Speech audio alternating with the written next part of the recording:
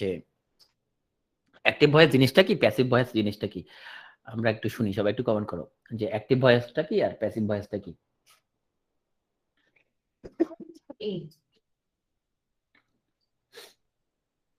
Active voice ব্যাপারটা কি, passive ভয়েসটা কি, একটু কমেন্ট করো, অথবা তোমার স্পিকারটা অন করে তুমি বলতে পারো।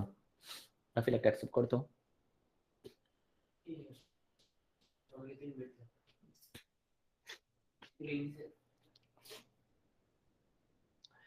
অ্যাক্টিভ ভয়েস মানে কি আর প্যাসিভ ভয়েস মানে কি, জিনিসটা কি? আসসালামু আলাইকুম ভাইয়া। ওয়ালাইকুম আসসালাম। ভাইয়া, অ্যাক্টিভ প্যাসিভ বলতে মূলত কোন একটা কাজ প্রত্যক্ষভাবে হওয়া আর পরোক্ষভাবে হওয়া। প্রত্যক্ষ পরোক্ষ হওয়া জিনিসটা আমি বুঝি নাই ভালো করে, আমাকে একটু ব্যাখ্যা করো। মানে প্রত্যক্ষ হওয়া পরোক্ষ কোন মানে কি? একটা কোন একটা কাজ যে করবে, কর্তা যদি সেই কাজটা করে ডিরেক্টলি, তখন আমরা অ্যাক্টিভ ভয়েস বলি। আর সেটা যদি অন্য কোনো মাধ্যমে হচ্ছে, যাকে আমরা সাবজেক্ট হিসেবে ইউজ করছি, মূলত সে হচ্ছে কর্ম, হুম হুম হুম। এরকম যদি হয়। ওকে, তুমি খুবই কাছাকাছি গিয়েছো, অলমোস্ট কাছাকাছি গিয়েছো। কর্তা নিজেই কাজ করলে অ্যাক্টিভ ভয়েস।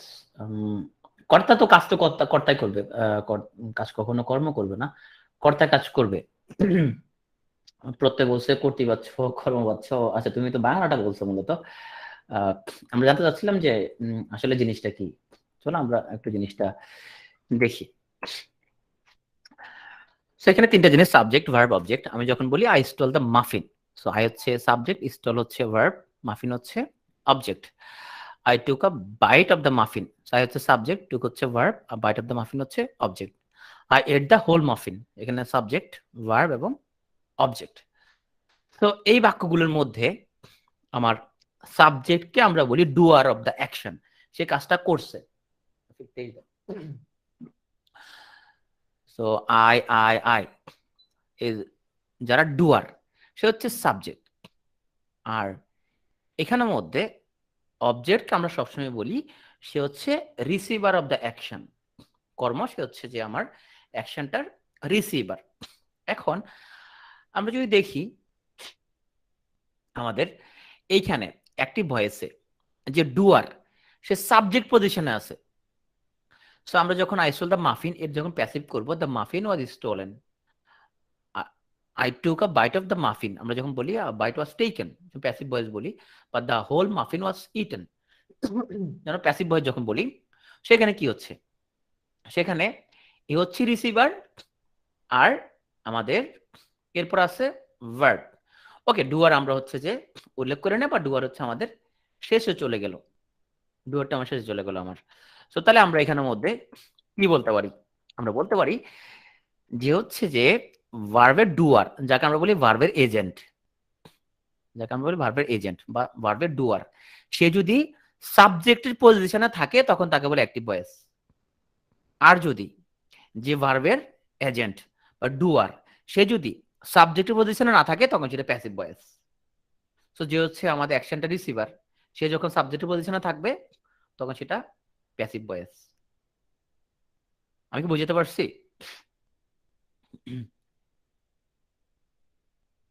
বুঝতে পারছি কিনা? সবাই কি বুঝতে পারছো ডেফিনেশনটা, জিনিসটা বোঝা গেছে?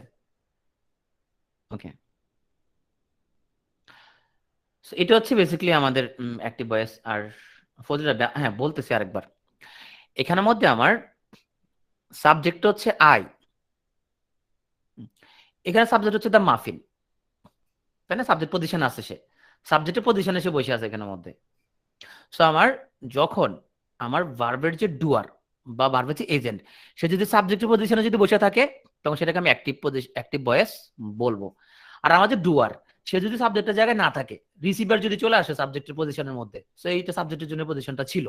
আমরা জানি আমাদের ইংরেজি বাক্যের স্ট্রাকচার হচ্ছে সাবজেক্ট বসবে, ভার্ব বসবে, অবজেক্ট বসবে। তো সাবজেক্টের পজিশনের মধ্যে ডুয়ারটা নাই, এখানে স্টিল এর কাজটা যে করছে সে এখানে সাবজেক্ট পজিশনে নাই। এখানে বাইট দেয়ার যে কাজটা আই করছে, আই এখানে সাবজেক্ট পজিশনে নাই। ইটের কাজটা যে করছে আই করছে, ইটের যে কাজটা যে করছে সে সাবজেক্ট পজিশনে নাই। সো কাজটা যে করছে, যে ডুয়ার, যে এজেন্ট, সে যদি সাবজেক্ট পজিশনে থাকে তখন সেটা অ্যাক্টিভ ভয়েস, আর যদি সে সাবজেক্ট পজিশনে না থাকে তখন সেটা প্যাসিভ ভয়েস। রাব্বি, বুঝতে পারছো?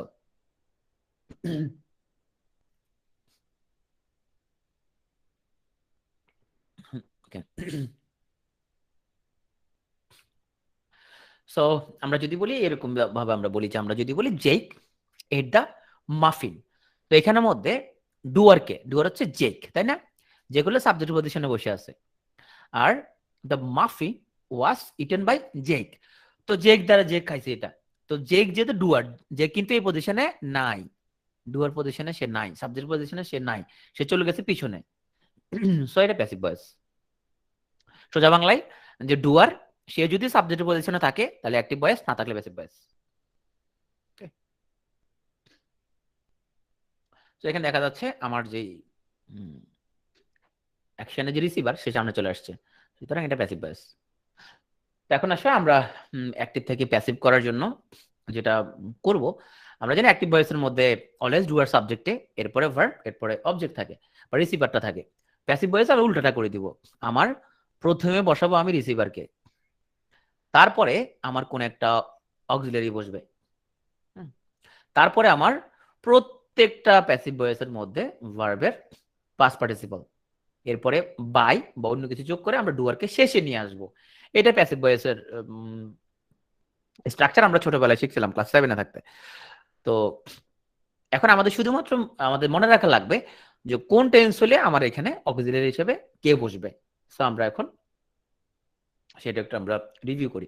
সো আমরা রিসিভারকে সামনে নিয়ে আসবো, এখানে আমরা একটা টেন্স অনুযায়ী আমরা অক্সিলারি লাগাবো, এরপরে পাস্ট পার্টিসিপল ফর্ম বাই যুক্ত করে আমরা ডুয়ারটাকে যোগ করবো, এটা অপশনাল, সবসময় বাই কিন্তু থাকবে না। তো আমরা যদি বলি আই স্টল দ্য মাফিন, তাহলে এখানে এ হচ্ছে ডুয়ার সাবজেক্ট, এ হচ্ছে ভার্ব, এ হচ্ছে অবজেক্ট, তাহলে আমরা এ হচ্ছে রিসিভার অবজেক্ট, একে সামনে নিয়ে আসলাম দ্য মাফিন। যেহেতু এটা পাস্ট সিম্পল, পাস্ট সিম্পলের জন্য আমরা অক্সিলারি লাগবে ওয়াজ, দ্য মাফিন ওয়াজ। এরপরে যে ভার্বটা স্টিল, যে ভার্বটা এটা এখানে পাস্ট ফর্ম ইউজ হচ্ছে স্টোল, তাহলে স্টোলের পাস্ট পার্টিসিপল হচ্ছে stolen, the muffin was stolen. এরপর আমি বাই যুক্ত করে বাই মি আমরা লিখে দিলাম।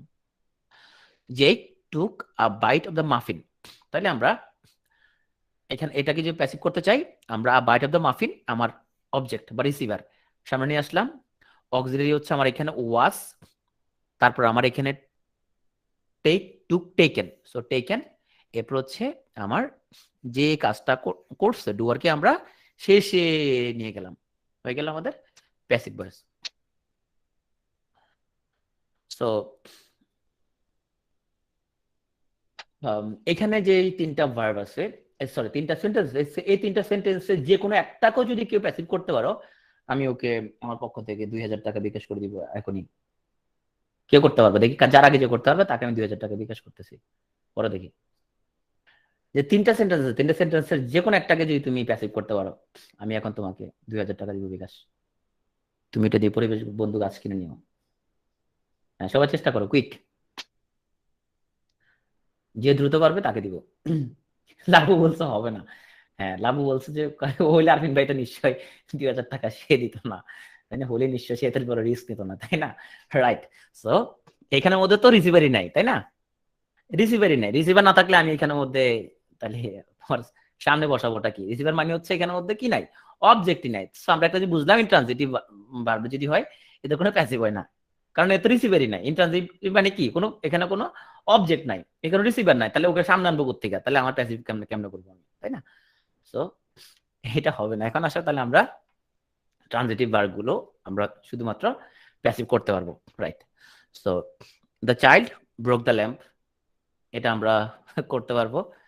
তারপর হচ্ছে যে আচ্ছা, ইংলিশ তো ওপেন বুক এক্সাম, যেহেতু ইংলিশে আমার পার্ট, তো ইংলিশ আমার পার্ট থেকে যারা ওপেন বুক এক্সামে ভালো করে দিবে ওদের পক্ষ থেকে, আমার পক্ষ থেকে ওদেরকে আমি অবশ্যই একটা ভালো গিফট দিব। ইংলিশ ওপেন বুক এক্সামে কত তারিখ মনে হয়, 21-22-23 প্রবাবলি, এটা দেখিনি রুটিনের মধ্যে। ইংলিশ ওপেন বুক এক্সামে যারা ভালো করে দিবে, সো আমার পক্ষ থেকে ওরা স্পেশাল গিফট পাবে। আর বাংলা তো ম্যাডামের সাবজেক্ট ছিল। ওকে, তাহলে এখানে এই তিনটা বাক্যই এগুলো আমাদের ট্রানজিটিভ ভার্ব আছে, সো আমরা এদেরকে প্যাসিভ করতে পারবো। তাহলে প্রথম বাক্যটা the child broke the lamp, এটা হচ্ছে আমাদের পাস্ট সিম্পলের একটা উদাহরণ। শুধুমাত্র অক্সিলারিটা বলো, এখানে কোনটা অক্সিলারিটি বসাবো আমরা? এখানে ওপেন বুক সব কারেক্ট করে সাবমিট করতে হবে, রাইট? তুমি প্রথমবার সাবমিট করলা, হয়তো 80 তোমার 70টা হইলো, এরপরে সাবমিট করবো আবার সবগুলো হইতে হবে। সো এখানে আমরা ওয়াস দিব আমাদের অক্সিলারিটা। তোমার সলিউশন ইমপ্লিমেন্টেড, এখানে was someone drop the bank, এখানেও আমরা ওয়াজ ইউজ করব। সো আমাদের এই হচ্ছে passive. The lamp was broken, the light bulb was invented, the bank was robbed. Okay, তো হয়ে গেল আমাদের গিফট পাওয়ার কন্ডিশন। আচ্ছা, নাফিসা বলছে যে ওপেন বুক তো সব কারেক্ট করে সাবমিট করি ভাইয়া। ওকে, সো ওপেন বুকের মধ্যে আমরা দেখতে পাই যে তোমার আসলে তুমি কয়বার দিছো এবং কত পার্সেন্ট তুমি নাম্বার পাইছো, তুমি তোমার হাইয়েস্ট তুমি 100টা 100 পাইছো কিনা। হ্যাঁ, এটা তো আমরা তো দেখতে পাই আমাদের এখানের মধ্যে। তো আমি দেখতে পাবো যে 100টা 100 কজন পাইছে। 100টা 100 তো যদিও এটা খুব ডিফিকাল্ট তোমার, এরপরে প্রতিবার একজন দুজন পাই, তোমার 99%-এর মতো কারেক্ট অনেকে করতে পারে। তবে যেহেতু এটা অনেক শ্রম সাধ্য একটা ব্যাপার, হার্ড ওয়ার্কিং মতো একটা ব্যাপার, তোমাকে বই খুঁজে খুঁজে খুঁজে খুঁজে কোন জায়গায় কি আছে অ্যান্সার খুঁজে খুঁজে তোমাকে বাইর করতে হবে। তো যথেষ্ট পরিশ্রমের কাজ। তো তোমাকে চেষ্টা করতে 100% কারেক্ট করার জন্য। সো আমরা যদি বলি ফার্স্ট টাইম সাবমিট করে 100%, হ্যাঁ, যার আগে যে 100% করবে সে তো অবশ্যই সে তোমার সে আগে পাই যাবে পুরস্কার। রেবেকা বাংলাতে করছিলাম, আচ্ছা ঠিক আছে, ঠিক আছে, শান্তনু পুরস্কার রাখবো। সো যে talked about passive voice today, আমরা যদি বলি তাহলে এ হচ্ছে আমাদের receiver passive voice was talked about today. চলো আমরা আগে স্ট্রাকচার গুলো আগে আমরা পড়ে আসি। যদি বলি ইউ ওয়াচ দিস ভিডিও, তো দিস ভিডিও প্রথমে আসলো, তারপরে হচ্ছে অক্সিলারি ওয়াজ, তারপরে ভার্বের পাস্ট পার্টিসিপল, তারপরে বাই ইউ। এখন আমরা আসো স্ট্রাকচার গুলো একটু দেখি। তাহলে আমরা আগে সিম্পল সেন্টেন্স গুলো আগে লিখি। তাহলে আমাদের হচ্ছে যে প্রেজেন্ট সিম্পল, তারপর হচ্ছে আমাদের পাস্ট সিম্পল এবং হচ্ছে আমাদের ফিউচার সিম্পল।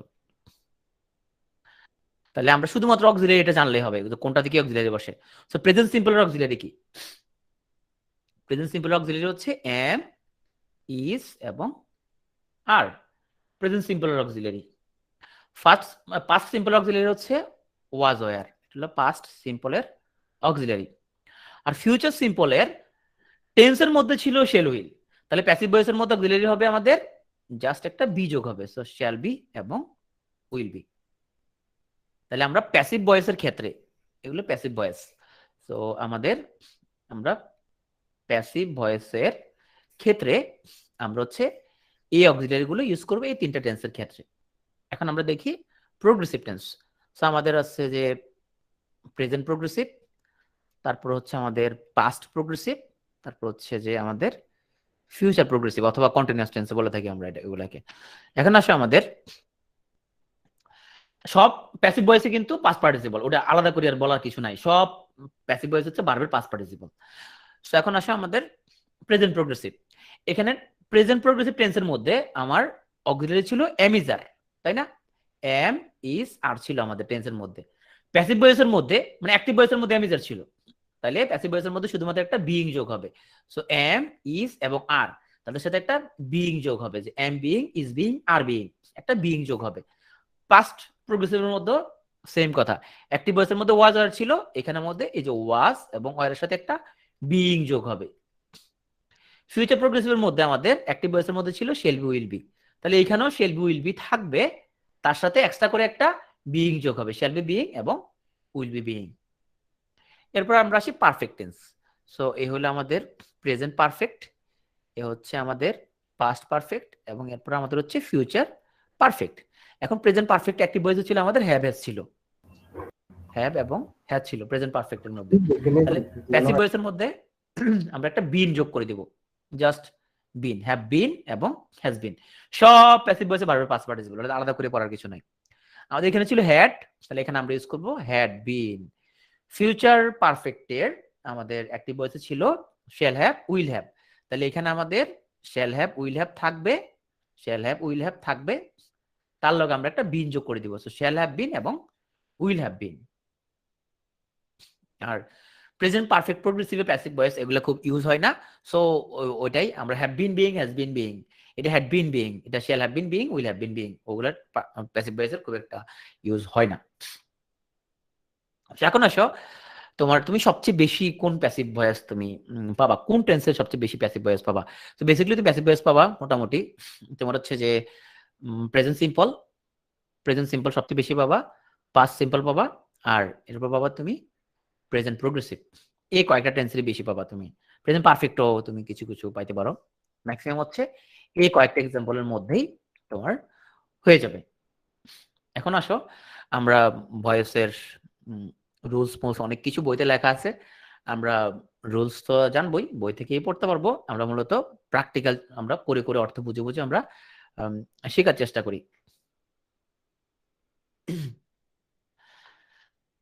তো আমরা সবাই একটা আনসার দিতে চেষ্টা করি। প্রথমে আমরা হু ইজ কলিং মি, এই সেন্টেন্সটা দেখে আমরা প্রথম দেখলাম যে এটা হচ্ছে অ্যাসার্টিভ সেন্টেন্স না, এটা একটা ইন্টারোগেটিভ সেন্টেন্স, এটা একটা প্রশ্নবোধক বাক্য। যে হু ইজ কলিং মি, কে আমাকে ডাকতেছে। বাংলাতে এটা প্যাসিভ ভয়েস কি হতে পারে, কে আমাকে ডাকতেছে, এটা বাংলা প্যাসিভ ভয়েস কি হতে পারে।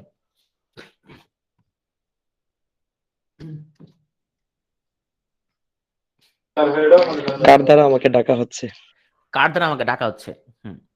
সো প্যাসিভ ভয়েসে একটা ভালো ব্যবহার তোমার হচ্ছে যে বলতে পারে আমাদের এখানে মেরিট কে দেখি, মেরিট কে আছে ওই মানে মেরিট কে বলো, আমি তোমার ইয়ে দেখতে পাচ্ছি না। মেহজাবিন হচ্ছে ম্যারিড, ওকে।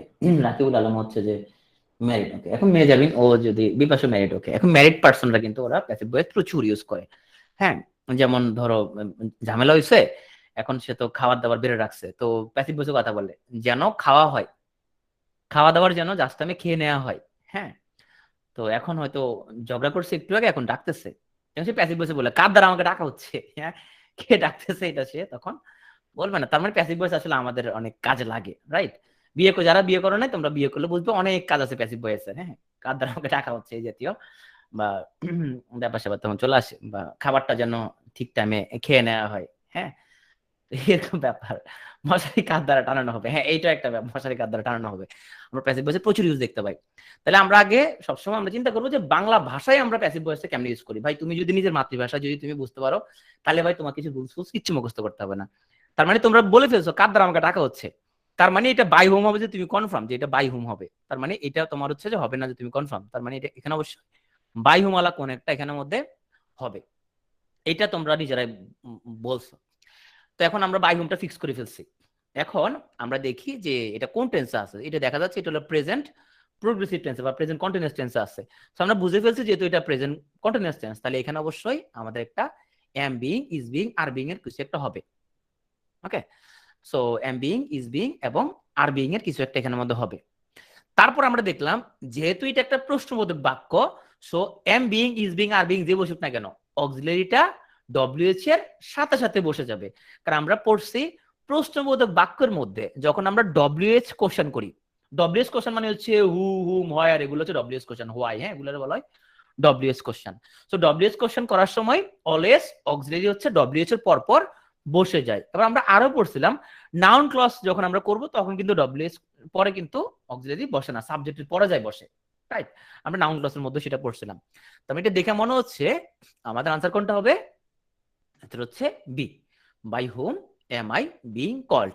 আশা করি এখন তুমি প্রতিটা স্টেপস বুঝতে পারছো, এখানে বাই হোম কার দ্বারা, হ্যাঁ, তারপরে এখানের মধ্যে যেহেতু এটা প্রেজেন্ট প্রোগ্রেসিভ টেন্স, তাহলে am being, is being, are being থেকে একজন হবে, তা বাই হোমের লগে am, so by whom am, এখানের মধ্যে এটা মূলত আই থেকে আসছে, আই এম বিং কল্ড, ওখান থেকে আসছে I am being called, by whom I am being called, কার দ্বারা আমাকে ডাকা হচ্ছে, তো I am being called A I, এটা হলো আই এর এম।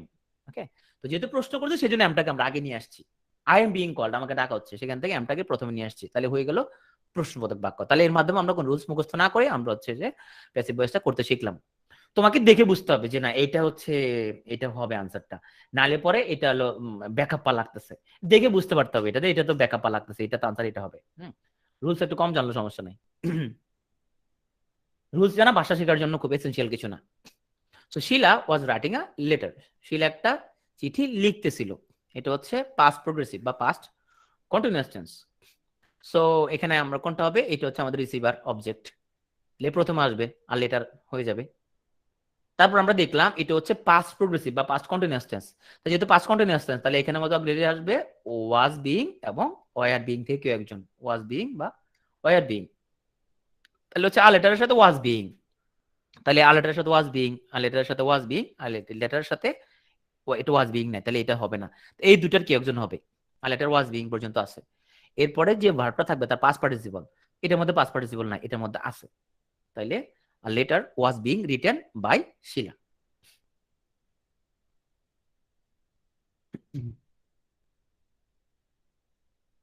আসো আই নো হিম, তো আমি তারে চিনি। Okay? এটা বাংলা প্যাসিভ ভয়েস কি হতে পারে একটু বলো তো? আমি তারে চিনি, আমি তারে চিনি, এটা বাংলা প্যাসিভ ভয়েস কি হতে পারে? ইজ নো, সে আমার পরিচিত, রাইট?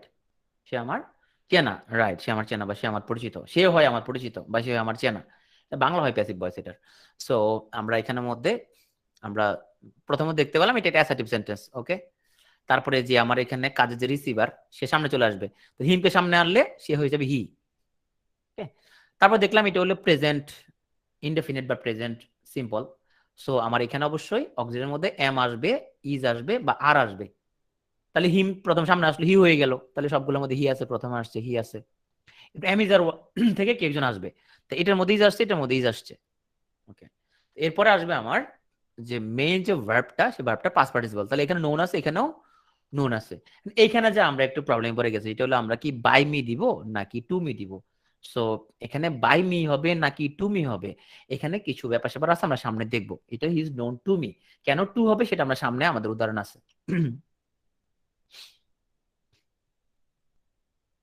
বাই মি আমরা সামনে আসবো সেটা, কারণ নোন টু নোনের সাথে পরিচিত আমরা যে ফ্রেজাল ভার্ব, ফ্রেজাল ভার্ব গুলো সামনে আমরা এক্সাম্পল পাবো, ওকে। কিছু আমরা পাবো যে তোমার হচ্ছে যে আমরা কিছু ভার্ব দেখি যাদের সাথে স্পেসিফিক্যালি এখানে টু বসবে, কারোর সাথে উইথ বসবে, হ্যাঁ, সবগুলোর সাথে বাই বসবে না, আমরা সেটা সামনে আমরা এক্সাম্পল শুধু পাবো আমরা। তো আমি যদি বলি যে আই ক্যান ডু ইট, তাহলে আমরা প্রথমে দেখতে পেলাম এখানে একটা প্রথমে এটা একটা অ্যাসার্টিভ সেন্টেন্স, ওকে।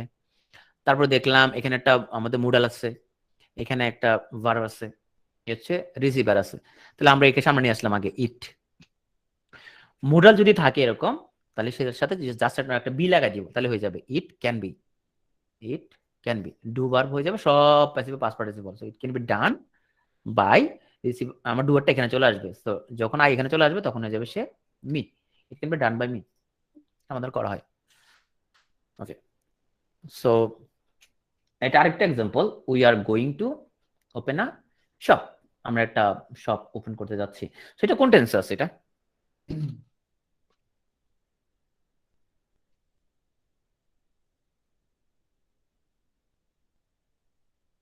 এটা দ্বারা মূলত ফিউচার বোঝায় এটা, হ্যাঁ প্রেজেন্ট কন্টিনিউয়াস ফর্মে আছে, বাট এটা এগুলো দ্বারা মূলত ফিউচার, আমরা একটা শপ ওপেন করতে যাচ্ছি।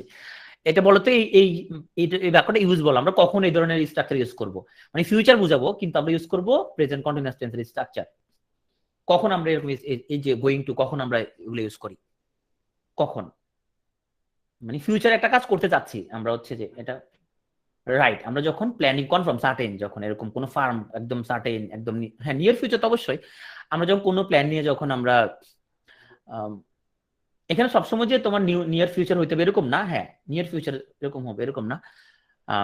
বিষয়টা হচ্ছে আমার এটা প্ল্যান কিনা, এটা হচ্ছে আমার সার্টেন কিনা যে আমি এটা নিশ্চিতভাবে এই কাজটা করতে যাচ্ছি, এরকম যখন বুঝাই তখন সেক্ষেত্রে আমরা এরকম সার্টেনটি প্রকাশ করার জন্য বা প্ল্যান্ড একটা জিনিস বোঝানোর জন্য আমরা এখানে গোয়িং টু ইউজ করি, ওকে। এর মাধ্যমে আমরা মূলত ফিউচার একটা কাজ বুঝাই, ওকে। সো তাহলে আসো আমরা এটা প্যাসিভ করি। তাহলে প্রথমে আমাদের সব সামনে চলে আসবে, সব সামনে চলে আসবে। তারপরে একটা বলো তো, লিখো তো।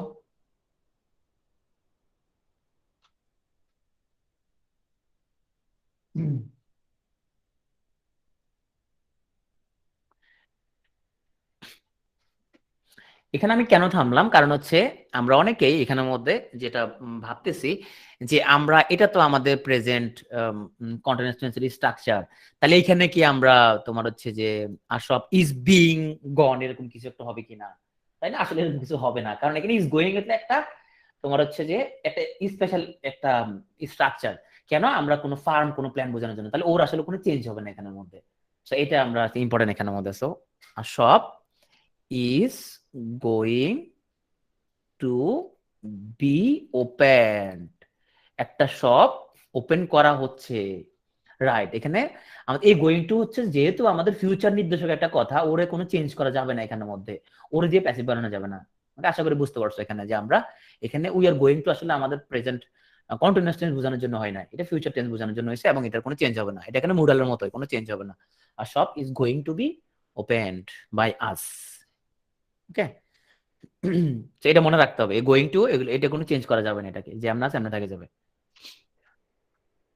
সো আসো আমরা প্রথম আগে আমরা তাহলে প্যাসিভ করার জন্য আমরা প্রথম বাক্যটা দেখবো, ডু দ্য ওয়ার্ক। সো বাক্যটা দেখলাম, এটা কোন ধরনের বাক্য বলি, এগুলাকে আমরা ইম্পারেটিভ সেন্টেন্স, রাইট? ইম্পারেটিভ মানে হচ্ছে যেটা দ্বারা আমরা কোনো আদেশ, উপদেশ, নিষেধ এই যে ব্যাপার স্যাপার আমরা বুঝাই। আচ্ছা, এই ডু দ্য ওয়ার্ক এখানে সাবজেক্ট কে বলো তো আমাকে একটু, সাবজেক্ট কে? ডু দ্য ওয়ার্কের সাবজেক্ট কে? রাইট, সাবজেক্ট হচ্ছে ইউ, এখানে সাবজেক্ট হচ্ছে ইউ। ডু দ্য ওয়ার্ক যে তুমি কাজটা করো, সেখানে সাবজেক্টটা মূলত এখানে আমরা এটা তোমার ইনভিজিবল থাকে, হ্যাঁ সাবজেক্টটা থাকে না এখানের মধ্যে, কিন্তু সাবজেক্ট ইউ, একটা সাবজেক্ট এখানে আছে, সাবজেক্টটা আমরা উজ্জ্বল রাখছি, এটা হচ্ছে আমরা ইনভিজিবল। ওকে, সো ইম্পারেটিভ সেন্টেন্সের মধ্যে ভার্ব দিয়ে শুরু হয়, এটা দেখলে আমরা বুঝবো। সো ইম্পারেটিভ সেন্টেন্সের মধ্যে আচ্ছা ডু দ্য ওয়ার্ক, কাজটা করো। তো এখন তোমার হচ্ছে যে বিপাশা, বিপাশা যদি ঝগড়া করো জামার লগে, তো সে যদি করে এক গ্লাস পানি ঢেলে দাও, এটা হলো ইম্পারেটিভ, পানি ঢেলে দাও। তো সে কি বলবে, সে তার হাজবেন্ডকে কি বলবে, মানে ও হাজবেন্ডকে নির্দেশ দিবে যে এক গ্লাস পানি ঢেলে দিতে, বাট প্যাসিভ ভয়েসে বলবে। সে কিভাবে বলতে পারে, সে কিভাবে বলা উচিত? সে ও হাজবেন্ডকে বলবে যে হ্যাঁ, বলবে এক গ্লাস পানি ঢেলে দেওয়া হোক, রাইট? সে সরাসরি বলবে সে পানি ঢেলে দাও, এটা অ্যাক্টিভ ভয়েসে বলতো, কিন্তু যেহেতু সে এখন প্যাসিভে বলবে, সে বলবে যে এক গ্লাস পানি ঢেলে দেওয়া হোক, right? Let the water be poured, এইভাবে সে বলবে। তাহলে আমরা এখানে তাহলে আমাদের মুখস্থ করার কোনো দরকার নাই, তার মানে এখানে লেট দিয়েই বলবো। সো আমাদের মুখস্থ করার কিছু নাই। সো আমরা যদি এরকম ইম্পারেটিভ সেন্টেন্স লেট দিয়ে শুরু করবো বা লেট নট দিয়ে শুরু করবো, নেগেটিভ হলে লেট নট আর পজিটিভ হলে লেট দিয়ে শুরু করবো। So let the work, receiver সামনে চলে আসলো, এরপরে এখানে জাস্ট একটা বি আসবে, এবং সব প্যাসিভ ভয়েসে verb past participle. So let the work be done, হয়ে গেল আমাদের প্যাসিভ। তো আমরা লেট দিয়া ইউজটা শিখছি। ওকে, এখন আসি আমরা একটু আমরা দেখি যে do not shut the door, তাহলে কি বলবো? আমরা বলবো যে দরজাটা বন্ধ করা না হোক, তাই না? বলবো দরজাটা বন্ধ করা না হোক, আজকে তো যেহেতু অনেক রাগারাগি হয়েছে, এরকম দরজা বন্ধ করা, আজকে দরজা খোলা রেখে ঘুমাবো আমরা। সো আমরা এখানে শুরু করবো তাহলে লেট নট, লেট নট, তারপরে দ্য ডোর সামনে চলে আসবে, লেট নট দ্য ডোর, তারপরে যথারীতি এখানে একটা বি আসবে, let not the door be, এবং শার্টের পাস্ট পার্টিসিপল কিন্তু shirt, so let not the door be shut. Okay, let not the door, let the door not be shut, না let the door not be shut হয় না, let not the door be shut হয়।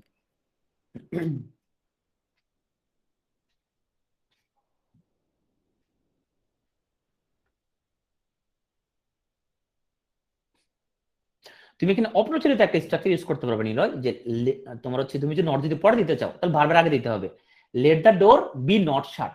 এটা এটা যদি অপ্রচলিত use এভাবে বলতে পারবা, কিন্তু নট হচ্ছে তোমার ওই সাবজেক্টের নট বি ওরকম হবে না, বলতে পারো যে late the door B not শাট, এরকম বলা যাবে, এটা অপ্রচলিত ইউজ, মানে আমরা স্পোকেন ইউজ করতে পারি এরকম। হ্যাঁ, okay, so let me do the sum, আমার অঙ্কটা করতে দাও। সো এখন এখানে আগে থেকে লেট আসছে, লেট আগে থেকে যদি আসতে না, আমার তো সমস্যা নেই, এটা আছেই আমার, তাহলে আমার আর নতুন লেট লাগতেছে না। সো লেট, তাহলে দা সাম প্রথমে চলে আসবে, রিসিভার সে অবজেক্ট, লেট দা সাম, এবং আমার এখানে একটা বি চলে আসবে, let the some, let the some be, এবং ডু হয়ে যাবে ডান, late the some be done. এরপরে তুমি হচ্ছে যে তোমার মিটা লাগাতে পারো, by me, by me. Okay,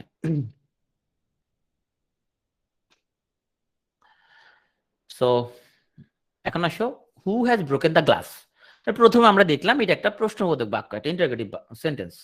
so এটা মাথায় রাখতে হবে আমাদেরকে। ওকে, এটা মাথায় রেখে আমরা হচ্ছে যে বাক্যটা, চলো আমরা এটাকে প্যাসিভ করি। তাইলে who has broken the glass, কে গ্লাসটা ভাঙছে? তাহলে যথারীতি আমরা প্যাসিভ বাংলা কি বলবো? কার দ্বারা গ্লাসটা ভাঙা হয়েছে, right?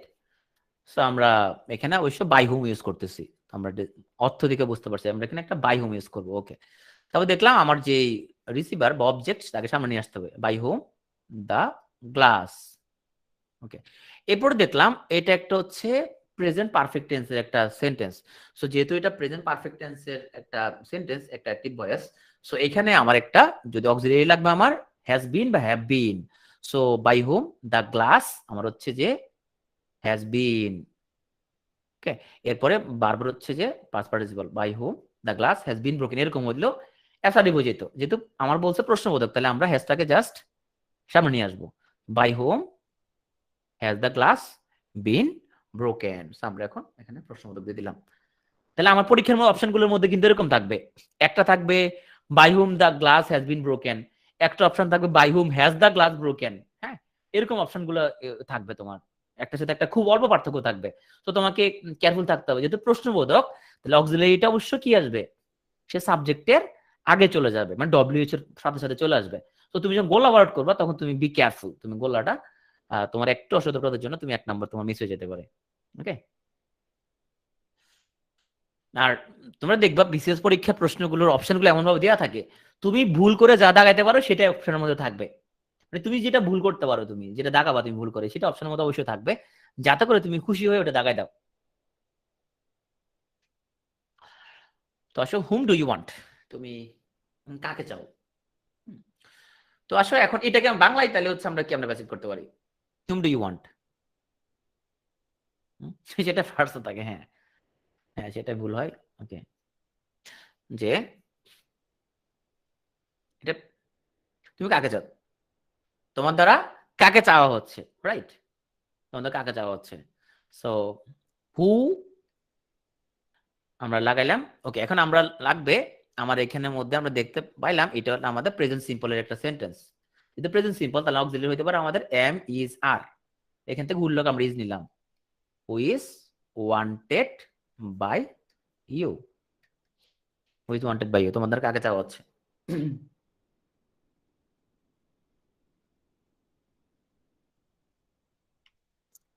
So how did you see him, তুমি তারে কই দেখছিলা, তুমি তারে কই দেখছিলা।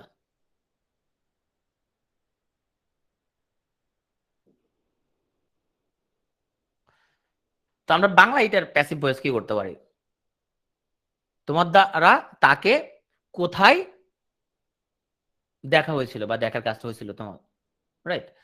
সো আমরা যথারীতি জানি যে আমার এখানের মধ্যে আমার ডব্লিউএইচ এর কোথায় তো চেঞ্জ হবে না, হয় আর চেঞ্জ হবে না। সাইফুল বলো, হ্যাঁ সাইফুল বলো। আসসালামু আলাইকুম ভাইয়া, বলো। আমার একটু কাজ আছে তো আজকে ক্লাসটা লিভ নেওয়া লাগবে। আচ্ছা ঠিক আছে সাইফুল, তুমি রেকর্ড দেখে নিও। আর তোমাদের তো এগুলো পড়াইছিলাম তাই না, লং বেচ এগুলো পড়াইছি না। হ্যাঁ ঠিক আছে। তো আসো, আদৌ লং ব্যাচ যারা ওরা তোমার হচ্ছে ফ্রাইডে স্যাটারডেতে ক্লাস করে, এরপরে আবার একটা রেগুলার ব্যাচে ওরা ফ্রিতে ফুল কোর্স ওরা একটা রিভিশন দেওয়ার সুযোগ পায়। তো তোমাদের ছোট ভাই বোনকে তোমরা যারা অনার্সে পড়ে, ওরা হচ্ছে খুব প্রেশার যারা নিতে চাচ্ছে না, এখন থেকে অল্প অল্প পড়তে চায়, ওরা ফ্রাইডে স্যাটারডেতে অল্প অল্প ক্লাস করবে, অল্প অল্প পড়বে। এরপরে যখন তার অনার্স শেষ হবে তখন সে আমাদের রেগুলার ব্যাচে নতুন করে আর কোনো পেমেন্ট না দিয়েই সে হচ্ছে যে ফুল কোর্স আবার পড়তে পারবে। সো আমরা এখানে হোয়ারটাতে রেখে দিব। ওকে, তারপর আমরা দেখলাম যে এটার মধ্যে টেন্সটা কোন টেন্স, আমরা দেখতে পারলাম এটা হলো পাস্ট সিম্পল টেন্স। সো যেহেতু পাস্ট সিম্পল, তাহলে পাস্ট সিম্পলের মধ্যে আমাদের অক্সিলারি হচ্ছে ওয়াজ এবং ওয়ার।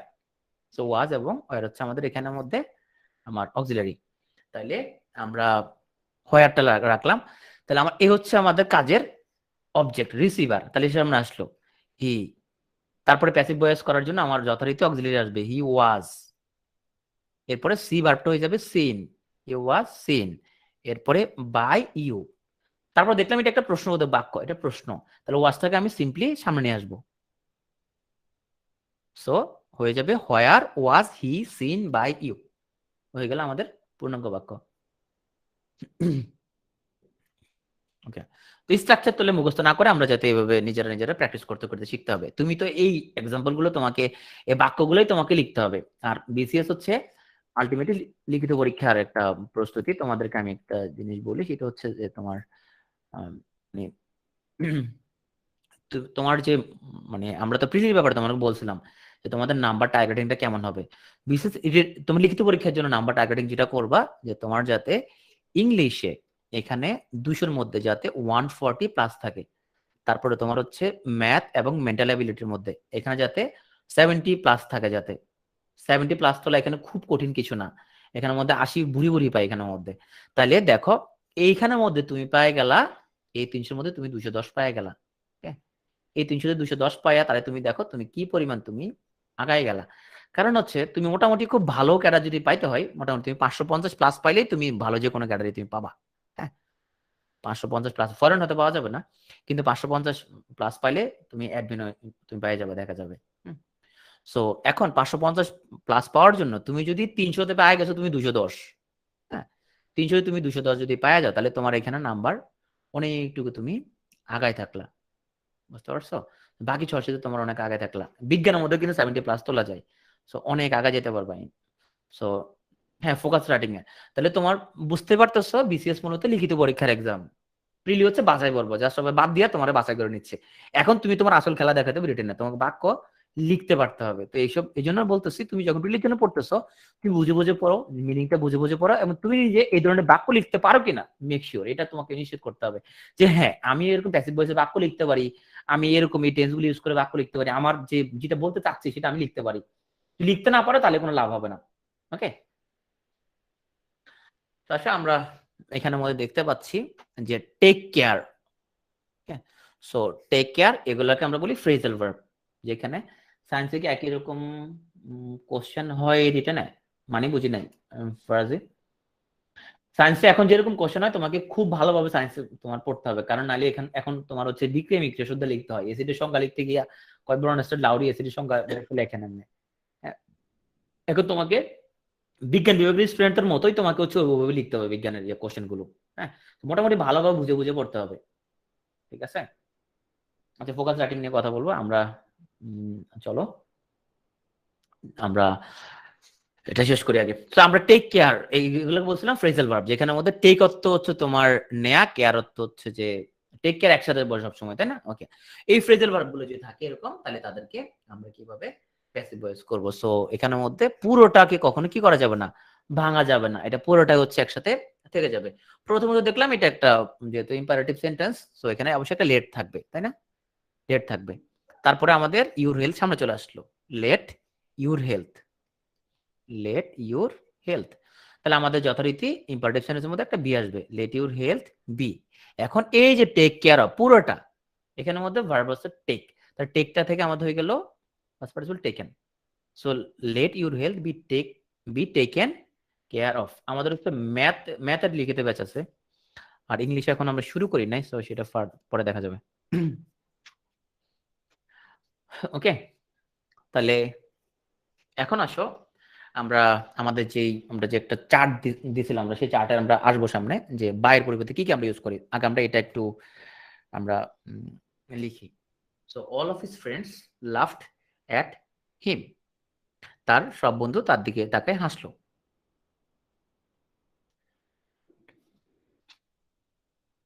সো আমরা তাহলে এখানের মধ্যে হিমকে সামনে নিয়ে আসলাম, হি। তারপর দেখলাম এটা হচ্ছে আমাদের পাস্ট সিম্পল, যেহেতু পাস্ট সিম্পল তাহলে এখানে অক্সিলারি আসবে আমাদের ওয়াজ ওয়্যার, তাহলে হির লগ আসবে ওয়াজ, হি ওয়াজ। তারপর আমাদের ভার্বটা past participle, he was laughed at, এরকম বসে যাবে, লাফটের লগে অ্যাট বসে যাবে, হি ওয়াজ লাফড অ্যাট। তারপরে আমাদের যে বাকিটা আছে, he was laughed at by all of his friends.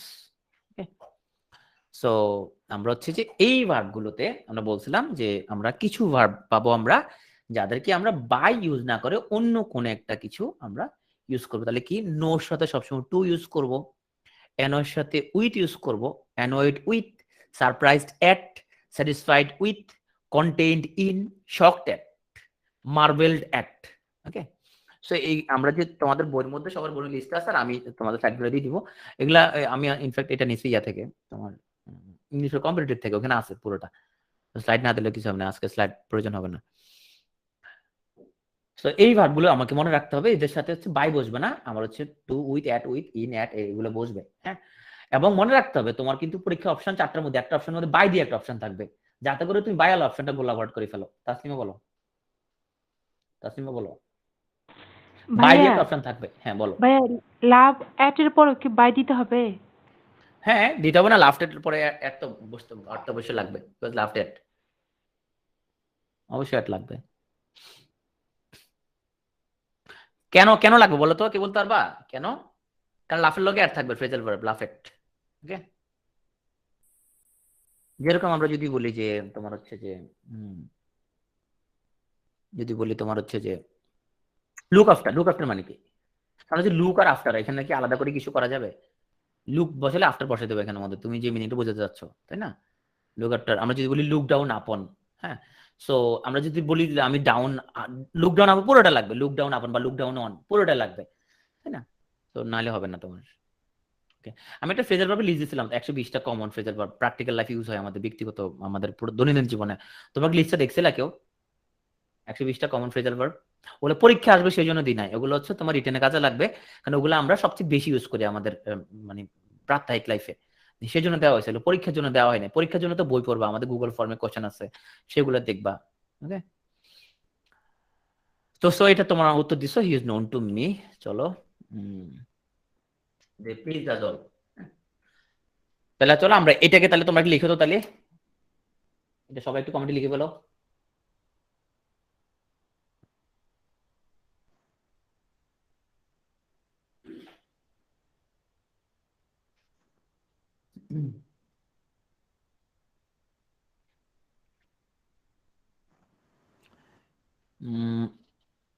Deep, Jaya, Deyan, we all are pleased by them. এখনো আমরা কারেক্ট আনসার পাই নাই, এখনো আমরা পাই নাই। ইয়েস, সো তন্ময় প্রথম কারেক্ট আনসার দিচ্ছে, we all were pleased with, with হবে এখানে। ওকে, উইথ হবে, দেম হবে না। সো তোমার হচ্ছে যে এখানে, আচ্ছা এখানে আমি প্লিজ এর লিস্ট রাখিনি না, আচ্ছা এখানের মধ্যে প্লিজ তো এখানে লিস্ট ঢুকবে, প্লিজের পরে উইথ বসবে, উই অল আর প্লিজড। পরীক্ষার মধ্যে বাই দেওয়ার একটা অপশন থাকবে, একটা অপশন থাকবে বাই, হ্যাঁ, যাতে করে তুমি বাই আলাদা যাতে গোলাবাট করে দাও, হ্যাঁ, এটা হবে উইথ। তাহলে আমরা এই লিস্টগুলো পড়বো এখানের মধ্যে। So note, known to me, annoyed with, তাহলে আমরা এখানের মধ্যে যেটা প্লিজড উইথ, হ্যাঁ, তো pleased with, annoyed with, surprised at, satisfied with, হ্যাঁ, content in, shocked at, marvelled at, আমরা এগুলো কয়েকবার করে রিডিং করবো, ওটা মুখস্থ করার কিছু নাই, যাতে করে তো রিফ্লেক্স হয়ে যায়, তুমি দেখলে বুঝতে পারতেছো, হ্যাঁ এটা তো হচ্ছে প্লিজড উইথ হবে, এটা স্যাটিসফাইড উইথ হবে, হ্যাঁ, এটা অ্যানয়েড উইথ হবে। তুমি বা এটা কেন হয়, কেন হয় এটা তো ভাষাবিদরা বলতে পারবে না, কেননা ভাষা আগে আসছে পৃথিবীতে, গ্রামার পরে আসছে। তো গ্রামার লিখতে গিয়ে দেখলো যে মানুষ, যে এটা মানুষ যুগ যুগ ধরে ব্যবহার করতেছে, সেই জন্য আসছে। কেন আসছে এটা কোনো কারণ নাই, যে কেন ভাই শক্টের পরে অ্যাড হবে ভাই, কেন শক্টের পরে অ্যাড হবে ভাই, নোর পরে টু কেন হবে, এটা কেন কোনো আনসার নাই, কারণ পৃথিবীতে গ্রামার পরে আসছে। হ্যাঁ। ভাষার ইতিহাসটা খুব ইন্টারেস্টিং, তাই না? তো কয়েকদিন তোমার হচ্ছে যে কয়েকদিন আগে যে ভাষা নিয়ে যে বিশাল ক্যাচাল লাগলো তোমার, এবং সেটা খুবই মানে ইরিলেভেন্ট একটা তোমার টক হয়ে যাবে, কারণ তোমরা জানো উর্দু আর হিন্দি ভাষা যে একইটাকে, জানো তোমরা কেউ উর্দু আর হিন্দি যে এক, তোমরা জানো কিনা? উর্দু ভাষাটার প্রয়োজন কেন হলো? উর্দুকে বলা হয় লিঙ্গুয়া ফ্রাঙ্কা, তাই না? লিঙ্গুয়া ফ্রাঙ্কা বলা হয়, কেন লিঙ্গুয়া ফ্রাঙ্কা বলা আমরা জানি কেউ? লিঙ্গুয়া ফ্রাঙ্কা জিনিসটা তোমাকে একটু আমি বলি। তুমি দেখো যে ভারতীয় উপমহাদেশে তোমার মুসলিমরা আসছে কোত্থেকে? মুসলিমরা আসছে তোমার হচ্ছে যে টার্কি থেকে আসছে, মুসলিমরা আসছে ইরান থেকে, যাদেরকে বলে পার্সিয়ান, তাই না? ওদের ল্যাঙ্গুয়েজ হলো ফার্সি, ফার্সি হচ্ছে ওদের ল্যাঙ্গুয়েজ, ওরা হচ্ছে ইরান থেকে আসছে। তার যারা তোমার হচ্ছে অটোমান যখন ক্ষমতা ছিল, তখন তুর্কির লোকজন খুব পাওয়ারফুল ছিল, তাই না? অটোমানরা দীর্ঘ বছর পৃথিবীতে রাজত্ব করছে, তার তুর্কি দিক থেকে আসছে, ইরান থেকে আসছে, মধ্য এশিয়া থেকে আরো অন্য সমরকান্ত অনেক জায়গা থেকে লোকজন আসছে। সো তো এখন তাদের ভাষা তো আমাদের হিন্দুস্তানের ভাষা না, তারা হচ্ছে এই এলাকারই না, তারা হচ্ছে এই এলাকা থেকে অনেক দূর থেকে তারা আসছে, তারা আমাদের ধারে কাছে না, উপমহাদেশ থেকে তারা আসে নাই, ওরা অনেক দূর থেকে আসছে, মুঘল টুগল ওরা অনেক দূর থেকে আসছে। ওরা ওরা যখন এখানে আসলো, তাহলে এখানে তো ওরা যোগাযোগ করবে কিভাবে? তাহলে এখানে ভাষা হচ্ছে একরকম ভাষা আছে, ধরো তোমার মারাঠি, বাংলা, হ্যাঁ, বিভিন্ন রিজিয়নে বিভিন্ন ভাষা আছে, হ্যাঁ। তো তাহলে যেটা হইলো, হিন্দুস্তানের তো প্রত্যেকটা রিজিয়নের মধ্যে আলাদা আলাদা ভাষা আছে এখানের মধ্যে, এখন তাদের সাথে তাহলে যোগাযোগ কেমনে করতে হবে? তাইলে দেখা গেল এমন একটা ভাষার উদ্ভব হইলো, যেখানে তোমার উর্দু এবং তোমার হচ্ছে যে হিন্দি, এটা তো পরে সেপারেট হয়েছে, মূলত এটার জন্ম হচ্ছে উত্তরপ্রদেশে, ভারতের উত্তরপ্রদেশে হয়েছে এটার জন্ম। হ্যাঁ, কিভাবে জন্ম হলো এটার? তোমার বাড়িটার নাম উর্দু জিনিসটা হলে কিভাবে? উর্দু মানে হচ্ছে, উর্দু মানে হচ্ছে তোমার, আবার না উর্দি পড়া লোক, তাই না? সৈন্য, সৈন্য। সো উর্দু মানে হচ্ছে সেনা ছাউনি। তো মোগলদের বিশাল সেনা ছাউনি ছিল তোমার উত্তরপ্রদেশে, এখানে বিশাল, এখানে বিভিন্ন ভাষাভাষী লোকজন ছিল। মানে এইরকম বিভিন্ন ভাষাভাষী লোকজন তারা যোগাযোগ করবে এটা কিভাবে, তাদের ভাষা লাগবে কমন।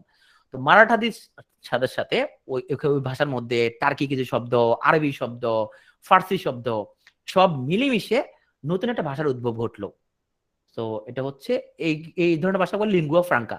লিঙ্গুয়া ফ্রাঙ্কা মানে যেটা দ্বারা কমন ল্যাঙ্গুয়েজ, যে হিন্দুস্তানের লোকও বুঝবে আবার মুঘলরা বুঝবে ওদিকের লোক। মানে এটা হচ্ছে তুমি বলতে পারো যে প্রাচ্য আর প্রতীচ্যের একটা বন্ধন। হ্যাঁ, যে সো হিন্দুস্তানের ল্যাঙ্গুয়েজের সাথে ওই দিক থেকে মুসলিম যারা আসছে তাদের একটা ভাষা বন্ধনী। হ্যাঁ, এই দুই দিকের লোক বুঝে, এরাও বুঝে এরাও বুঝে, কারণ এর মধ্যে মারাঠি শব্দ আছে, আমাদের সাবকন্টিনেন্টের অন্য ভাষার শব্দ আছে, আবার তোমার আমার এখানে ফার্সি শব্দ আছে, টার্কি শব্দ আছে, অনেক শব্দ আছে এখানের মধ্যে। এটা কমন ভাষা জন্ম নিল, এটা লিঙ্গুয়া ফ্রাঙ্কা। ভাষাটা খুবই গীতল, যেটা মূলত খুবই তোমার সুরেলা, মানে খুব শ্রুতি মধুর, যেটা শুনতে খুব ভাল লাগে। এটা হচ্ছে, এটা বলে লিঙ্গুয়া ফ্রাঙ্কা। তো এখন তুমি বলবা যে উর্দু আর তোমার হিন্দি আলাদা হলে কি হবে? দুটো ভাষা একই রকম ভাষা। হ্যাঁ, তো উর্দু আর হিন্দু আলাদা হলে কি হবে? হিন্দি মূলত কামটা করছে ফোর্ট উইলিয়াম কলেজ, ব্রিটিশরা। ওরা মূলত চিন্তা করলো এখানে একটা গ্যাঞ্জাম লাগাইতে হবে। যেটা করলো, ওই যে কমন যে ভাষাটা হলো উর্দু, ওখান থেকে সংস্কৃত শব্দগুলো বাদে দিছে, তৎসম শব্দ বাদ দিয়া ওরা বানালে বলে এটার নাম হলো উর্দু। আর সংস্কৃত শব্দ ঢুকায়া কইলে হিন্দি। ওখানের মধ্যে কিছুটা ফার্সি শব্দ কমাইছে, কইলে হিন্দি। মূলত ভাষা দুইটা সেমই। এবং একটা তোমার গুরুত্বপূর্ণ আলাপ হচ্ছে উর্দু এবং হিন্দি কোনোটাই মৌলিক ভাষা না, কারণ দুটো ভাষার কোনোটার কোনো লিপি নাই। হিন্দিরও কোনো লিপি নাই, উর্দুরও কোনো লিপি নাই। তোমরা জানো উর্দু হচ্ছে আরবি লিপিতে লেখা হয়, তাই না? উর্দুর কোনো বর্ণমালা কিন্তু নাই উর্দুর। এগুলো খুব তোমার গীতল, মানে খুব সুরেলা একটা ভাষা, যেটা মানুষ মুখে মুখে কথা বলতে বলতে যেটা হয়ে গেছে। হ্যাঁ, এরকম। হিন্দিরও কিন্তু তোমার নিজস্ব কোনো লিপি নাই। তো পৃথিবীতে উর্দুভাষী লোক তোমার পাকিস্তানের চেয়ে 5 গুণ বেশি হলো ভারতে। পাকিস্তানের চেয়ে 5 গুণ বেশি হলো ভারতে। আসলে ভাষার কোনো দেশ নাই, ভাষার কোনো কাল নাই। ভাষা নিয়ে যে আমরা, ভাষা তো কোনো অন্যায় করে নাই, রাইট? ভাষা কিছু করে নাই।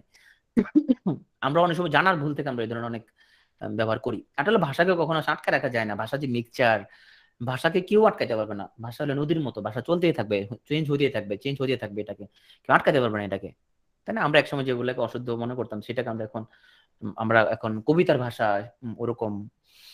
বা তোমার একটা লোককে তোমরা চিনবে, ব্রাত্রা ইস্যু। যদিও উনি খুব পাগলামি করে ফেসবুকে, এবং উনি একটু পাগলা টাইপের, কিন্তু আমি ওনাকে পছন্দ করি একটা কারণের জন্য, শুধু একটা কারণ আমি ওনাকে পছন্দ করি ব্রাত্রা ইস্যুকে, যে উনি মানুষের জাস্ট মুখের ভাষাটাকে সাহিত্য নিয়ে আসছে। যে এইভাবে যে তোমার এই যে আমরা এখন কইছি, গেছি, দেখছি, হ্যাঁ, দেখতেছি, খাইতেছি, এই শব্দগুলো দিয়ে যে কবিতার মধ্যে ইউজ হতে পারে, এটা প্রথম ব্রাত্রা সাহস করছে। এটার জন্য অবশ্যই তার সাথে অনেক গ্যাঞ্জাম, অনেক কিছু, হ্যাঁ, সাহিত্যের অধ্যাপকদের সাথে তার সাথে যথেষ্ট গ্যাঞ্জাম, কিন্তু সেটা প্রতিষ্ঠা করছে। তো এখন যারা কবিরা যে লিখে, এখন যে কথ্য ভাষা দিয়ে কবিতা লিখে, এটা ব্রাত্যরাসের অবদান। ও প্রথম শুরু করছে এটা। ওর প্রথম যে তোমার কবিতা বই ছিল, যে আকাশে কালিদাসের লগে মেঘ দেখতেছি, আকাশে কালিদাসের লগে মেঘ, এই মেঘ মেঘ দেখতেছি, এটা হলো প্রথম কবিতা, কাব্যগ্রন্থের নাম। তবে এটা প্রথম কবিতাটা খুব বিখ্যাত, দোরাকাওয়া নামে। আমি এখানে বলতেছি না, বললে একটু খারাপ হয়ে যাবে এখানের মধ্যে। যাই হোক, তো এখন ব্রাত্যরাসুরা যখন প্রথম শুরু করছে এই ধরনের কর্মকাণ্ড, তোমার হচ্ছে যে হিন্দি লিপি, আমি এক্স্যাক্টলি আমি ভুলে গেছি, এটা একটু গুগলে সার্চ দিও, হিন্দি লিপিটা একটা এক্স্যাক্ট মনে নাই আমার। তো ওরা যখন শুরু করছে ওদের এইভাবে ভাষার যে, বা মুস্তাফা ফারুকী, ওরা যখন নাটকের মধ্যে কথ্য ভাষা ব্যবহার শুরু করছে, অনেকে বিরোধিতা করছে, তাই না? অনেকে বিরোধিতা করছে, কিন্তু শেষ পর্যন্ত আমরা তো এখন ব্রাত্যরাসু যে ভাষা শুরু করছে, ওইটাতে আমরা এখন কবিতা লিখতেছি, তাই না? না, সংস্কৃত লিপি না, হিন্দি। হিন্দি একটা আমি ভুলে গেছি এখন, এটার একটা লিপি আছে, একটু গুগল করে নিও যে হিন্দি লিপিটাকে। Devanagari, right, Bhaskar correct answer, Devanagari. So Hindi এবং উর্দু এটা কোনোটাই মৌলিক ভাষা না। এগুলো কোনোটাই মৌলিক ভাষা না। এগুলো তো সবগুলো যোগাযোগের জন্য বলতে বলতে বলতে বলতে হয়ে গেছে, মিক্সচার হয়ে একটা ভাষা উদ্ভব হয়ে গেছে। হ্যাঁ, তো এই কোনো ভাষার সাথে তো আমাদের আসলে কোনো দ্বন্দ্ব নাই, তাই না? হিন্দির সাথে, উর্দুর সাথে, কোনো ভাষার সাথে আমাদের কোনো দ্বন্দ্ব নাই। চলো, people always remember the Patriots. এই যে এক্সাম্পল গুলো কেন আছে, কারণ এগুলো আমাদের পরীক্ষার জন্য একটু লাগবে। তো আসলে আমরা এখানের মধ্যে people always remember the Patriot, বাংলায় আমরা কিভাবে প্যাসিভ করতে পারি? আমরা আগে দ্য প্যাট্রিয়ট সামনে আনবো, তাই না? সো দ্য প্যাট্রিয়টস, ওকে। তারপর দেখলাম এটা যেহেতু প্রেজেন্ট ইনডেফিনিট টেন্সে বা প্রেজেন্ট সিম্পলে, তাহলে আমাদের অ্যামিজার লাগবে। দ্য প্যাট্রিয়টস আর ভার্বের past participle, the patriots are remembered. এখন এখানের মধ্যে এরকম পিপল টিপল থাকলে, পিপল, ওয়ান, সামওয়ান, সামবডি, এগুলো থাকলে প্যাসিভ করার সময় এখানে বাইটা লিখতে হয় না। The patriots are remembered by the people, এটা কি লেখা দরকার আছে? বাই দ্য পিপল তো লাগবে না, জনগণের দ্বারাই তো তারা তোমার যাদের স্মরণ করা হবে দেশপ্রেমিকদেরকে। তো এখানে বাই দ্য পিপল আর লেখা দরকার নাই। The patriots are remembered by the people হবে না, শুধু দ্য প্যাট্রিয়টস আর রিমেম্বার্ড। তো মনে রাখতে হবে, তোমাদের বইতে লেখা আছে অবশ্য, যে মনে রাখবা যে পিপল, তারপরে তোমার হচ্ছে যে ওয়ান, সামওয়ান, হ্যাঁ, সামবডি, এগুলো হচ্ছে প্যাসিভ ভয়েস করার সময় বাই দিয়ে লিখতে হবে না। লিখলে সমস্যা না, কিন্তু লিখলে কেমন যেন একটা ব্যাকআপ লাগবে আর কি তোমার। দ্য প্যাট্রিয়টস আর বি কেন আসবে না, বাই আর কিছুতে হবে না। The patriots are remembered, are always remembered, হ্যাঁ, আর অলওয়েজ রিমেম্বার্ড, অলওয়েজ আসবে, right. The patriots are always remembered. Okay, এখানে কোনো বাইটাই হবে না। দিলে ভুল হবে এরকম না বিষয়টা, দিলে যেটা হবে এটা অপ্রচলিত, এইভাবে ইউজ করা হয় না সেজন্য। So my pen has been stolen, যে এটা হচ্ছে, এটা এটা কোন ভয়েসে বলো তো? My pen has been stolen, এটা অ্যাক্টিভ আর প্যাসিভ? এটা হচ্ছে প্যাসিভ, যে আমার কলমটা চুরি হয়েছে, এটা প্যাসিভ ভয়েস, আমার কলমটা চুরি হয়েছে, তাই না? কারণ চুরির কাজটা তো মাই পেন নিজে করতে পারে না, এবং সে আছে ডুয়ারের পজিশনে নাই। এখন আমরা এটা প্যাসিভ করতে গেলে আমাদের একটা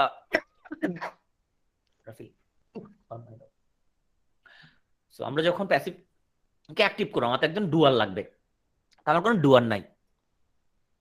এখন কেউ কিন্তু চুরি করছে। এখন আমি দেখলাম হ্যাজ বিন স্টোলেন, এটা দেখে বুঝলাম এটা কোন টেন্সের প্যাসিভ, এটা হচ্ছে প্রেজেন্ট পারফেক্ট টেন্সের প্যাসিভ, রাইট? তার মানে এখানে একটা হ্যাজ থাকবে এবং স্টোলেন থাকবে, হ্যাজ স্টোলেন, যেহেতু এটা প্রেজেন্ট পারফেক্ট টেন্সের প্যাসিভ, হ্যাজ স্টোলেন থাকবে। এখন এখানে সাবজেক্টের মধ্যে কি বসাবো? সো আমরা এখানের মধ্যে, আমার ছোট ভাই হ্যাজ স্টোলেন মাই পেন হইতে পারে, সামবডি, সো আমরা এখানে someone has stolen my pen. So এখানে আমরা যেটা শিখলাম সেটা হচ্ছে, আমাদের যদি আমাদের সাবজেক্ট দেওয়া না থাকে, তখন আমরা হচ্ছে যে আমাদের অর্থ অনুযায়ী আমরা একটা, হ্যাঁ, ঠিক হইতে পারে, আমরা আমাদের অর্থ পছন্দের মধ্যে সামওয়ান, সামবডি, হ্যাঁ, পিপল, দ্য অথরিটি, কিছু একটা আমরা হচ্ছে এখানের মধ্যে আমরা বসাতে পারবো।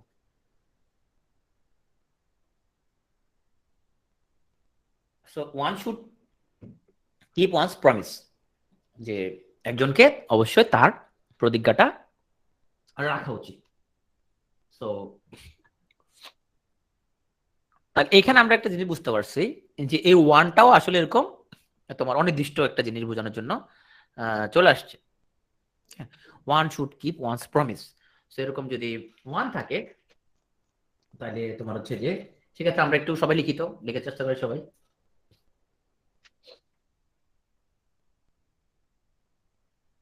Promise should be kept or must be kept, right? One's promise should be kept, one's promise তখন আর বলার দরকার নাই, কারণ তখন এটা একটু অড শোনাবে, শুনতে একটু অড লাগবে, তখন ওয়ান্স প্রমিস এটা বলার দরকার নাই। অ্যাক্টিভের জন্য আমরা ইউজ করছি one should keeps one promise. তো যখন আমি প্যাসিভ করব তখন ওয়ান্স প্রমিস শব্দের উল্লেখ দরকার নাই, একটু ব্যাকআপ লাগবে। So a promise should be kept. Okay, তো তোমরা কি সবাই কথা দিয়ে কথা রাখো কিনা সবাই? কথা রাখো? ওকে,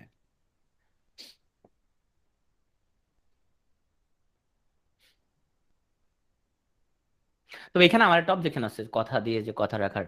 একটা জিনিস দেখছি, তোমার ছেলেরা বিসিএস ক্যাডার হয়ে যাওয়ার পরও সে কিন্তু নন বিসিএস মেয়েদেরকে বিয়ে করে, তো মেয়েরা বিসিএস ক্যাডার হয়ে যাওয়ার পরে নন বিসিএস ছেলেরা বিয়ে করে না, এটা খুব দুঃখজনক, এটা আমি দেখছি নিজে এরকম।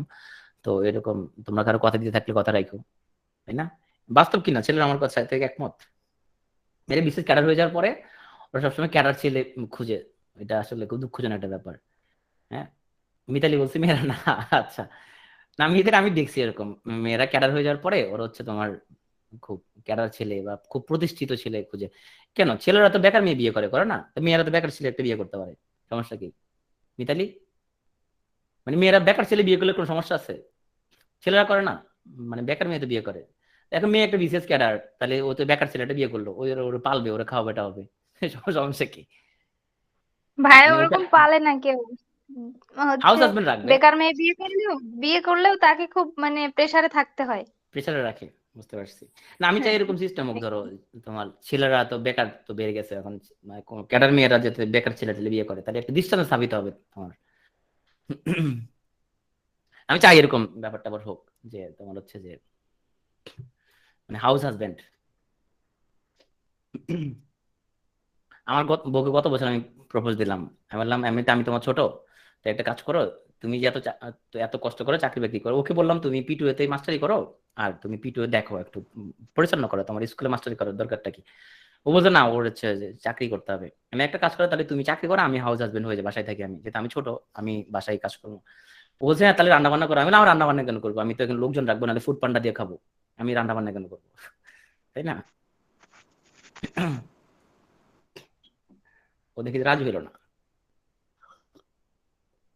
So, আসো। আমার খুব ফেভারিট একটা লোক তোমার, সে নাহিদ মাহবুব শো, কেউ দেখো? হ্যাঁ হ্যাঁ আমার বড়। নাহিদ মাহবুব শো কি কেউ দেখো নাকি? দেখো অনেক, উনি আমার খুবই মানে ওনাকে ভালো লাগে আমার অনেক। তো কেন ভালো লাগে বলি সেটা, এই লোকটা তার প্যাশনের পিছনে ছুটছে, মানে তার যেটা ভালো লাগে সে সেটাই করছে। উনি কিন্তু বুয়েট থেকে পড়াশোনা করছে, এরপরে এমবিএ করছে, ওনার নামে কিন্তু পেটেন্টও আছে, রিসার্চ পেটেন্টও আছে, উনি ইউএসএ তে ছিল। এরপরে উনি নোকিয়া বাংলাদেশের সিইও ছিল। হ্যাঁ, অনেক হাইলি পেইড জব, নোকিয়া বাংলাদেশের সিইও ওনার। এখন ওনার এগুলো কোনো কিছুই করতে ভালো লাগে না। হ্যাঁ, নোকিয়া তো বুঝো, তখন তো নোকিয়া ছিল তোমার ব্র্যান্ড, গ্লোবাল ব্র্যান্ড ছিল নোকিয়া। তো নোকিয়া বাংলাদেশ সিইও মানে বুঝো সে কত পাওয়ারফুল ব্যক্তি, এবং কত তার মানে স্যালারি তার কত, এবং কত পাওয়ারফুল একজন সিইও, একটা মাল্টিন্যাশনাল কোম্পানির সিইও সে। তো সে অবস্থায় তার ভাল লাগে হচ্ছে কমেডি করতে, সে জোকস বলতে ভাল লাগে, তার কমেডি করতে ভাল লাগে। সে কিন্তু জব ছেড়ে দিছে। এখন জব ছেড়ে দিয়ে সে পুরোপুরি হাউস হাজবেন্ড হয়ে গেছে, ওর বউ জব টব করে। তো এরপরে সে নাবিদ মাহবুব কমেডি ক্লাব করলো, তো সেখানে সে কমেডি করা শুরু করলো। তো একটা লোক এই যে তার প্যাশনের পিছনে ছুটতে পারা, তার যেটা ভালো লাগে সে সেটাই করতেছে। তো মানুষের তো তোমার হচ্ছে যে একটা লাইফ, এমন কিছু করা উচিত না যেটা আমার ভালো লাগে না। অলওয়েজ সবাই সবার প্যাশনের পিছনে ছোটা উচিত, আমি যেটা মনে করি। ফরাজি বলো একটা প্রশ্ন।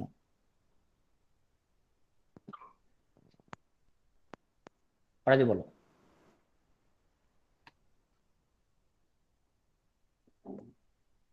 আমি ক্যাডার হলে জুনিয়র বিয়ে করতে পারবো? হ্যাঁ, অবশ্যই পারবা।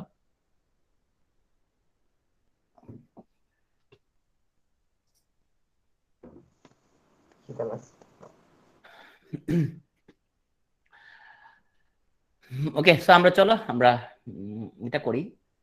সবার জন্য, তোমাদের সবার জন্য আমার এটাই অ্যাডভাইস থাকবে, যে কেরিয়ার কখনো কাউকে জিজ্ঞেস করা হয় না যে ভাই আমি কোনটাতে যাবো, কোনটা ভালো হবে, এইসব কি করে কেরিয়ার হয় না। তুমি নিজেকে প্রশ্ন করো আমার কোনটা ভালো লাগে, যেটা ভালো লাগে তুমি সেটাতে যাও। আমি যখন বিবিএস পাস করার পরে দীর্ঘদিন আমি কিন্তু ক্লিনিক্যাল ক্যারিয়ার করতে চাইছিলাম। তো আমার মনে হলো আমি এনজয় করতেছি না বিষয়টা, একই রুগীর প্রতিদিন একই রকম ট্রিটমেন্ট, এটা করতে ভালো লাগতেছে না আমার। তো আমার মনে হচ্ছে আমি পারবো না আসলে সার্ভাইভ করতে। আর আমার ডেটা নিয়ে কাজ করতে ভালো লাগে, আমি ডেটার প্যাটার্ন গুলো দেখতে ভালো লাগে। হ্যাঁ, ডেটা নিয়ে কাজ করতে আমার ভালো লাগে, তাই আমি আমার কোনো জব খুঁজছি যেখানে ডেটা নিয়ে কাজ করা যায় প্রচুর পরিমাণে। সো আল্লাহ পাক হয়তো আমার কথা শুনছে যে আমার ভালো লাগতেছে না ওটা, তো আমি খুব দ্রুতই খুব অপ্রত্যাশিত ভাবে এমআইএস এ পোস্টিং পেয়ে যাই, যেটা আমার জন্য খুব একটা প্রত্যাশিত ছিল না। তো যেটা ভালো লাগে সেটাই করো, যেটা ভালো লাগে না সেটা করিও না। What cause by human greed. প্রথমে বলো যে এখানে এটা আমার অর্থ শুনে কি মনে হয়, যে এটা কি প্যাসিভ নাকি অ্যাক্টিভ। এখানে আমাদের যে সাবজেক্ট পজিশনে বসে আছে, ও কি ডুয়ার, ও আর কি নিজে নিজে লাগাইতে পারে? সে লাগাতে পারে না। তো সাবজেক্ট পজিশনে সে নাই, তার মানে ডেফিনেটলি প্যাসিভ ভয়েস। এখানে ডেফিনেটলি প্যাসিভ ভয়েস। তাইলে আমরা এখানের মধ্যে যুদ্ধ সংগঠিত হয় মানুষের কি, মানুষের লোভ দ্বারা। তো বুঝতে পারতেছি এটা আমাদের একটা ইউনিভার্সাল ট্রুথ, তার মানে এটা একটা প্রেজেন্ট সিম্পল। প্রেজেন্ট সিম্পল হলে এখানে এমিজার থেকে কিছু একটা বসবে। সো ওয়ার্ডস, এটা সে প্লুরাল, ওয়ার্ডস আর, এবং কজ হয়ে যাবে কস্ট, ওয়ার্ডস আর কস্ট। সো আমরা অর্থ দেখে বুঝতে পারবো যে এটা অ্যাক্টিভ নাকি প্যাসিভ, বা স্ট্রাকচার দেখলে বুঝতে পারবো। এটা কি মনে হয়, অ্যাক্টিভ আর প্যাসিভ? সো হাউস বিল্ড করার যে কাজ যে করবে, যে ডুয়ার, সে তো এখানে থাকার কথা ছিল, এখানে সে নাই, তার মানে এটা প্যাসিভ। সো হাউস যে বিল্ড করবে সে এখানের মধ্যে নাই, somebody build a house, right? So যেহেতু সে নাই তাহলে প্যাসিভ ভয়েস। প্যাসিভ ভয়েস যদি হয় এখন একটা নতুন হাউস হচ্ছে যে নির্মাণ হয়, এরকম যদি হয় নির্মিত হচ্ছে, হয় বললে একটা হবে, হচ্ছে বলে আরেকটা হবে। যদি হয় বলি তাহলে আমাদের এটা প্রেজেন্ট সিম্পল, এখানে অ্যামিজার লাগবে, আর নিউ হাউস অ্যামিজার থেকে ইজ নিলাম, আর নিউ হাউস ইজ বিল্ড হয়ে যাবে বিল্ড। আর নির্মিত হচ্ছে, সো আর new house is being build, এরকম হবে। এখন আসো আমরা অবজেক্ট কমপ্লিমেন্ট নিয়ে আমরা আগে কথা বলছিলাম, যে কখন আমাদের অবজেক্টের, যেমন আমরা যদি বলি যে আমরা যদি বলি উই মেড হিম চেয়ারম্যান, আমরা তাকে, এই মাইক্রোফোন অফ করে দাও, কারণ মাইক্রোফোন অন থাকলে অফ করে দাও।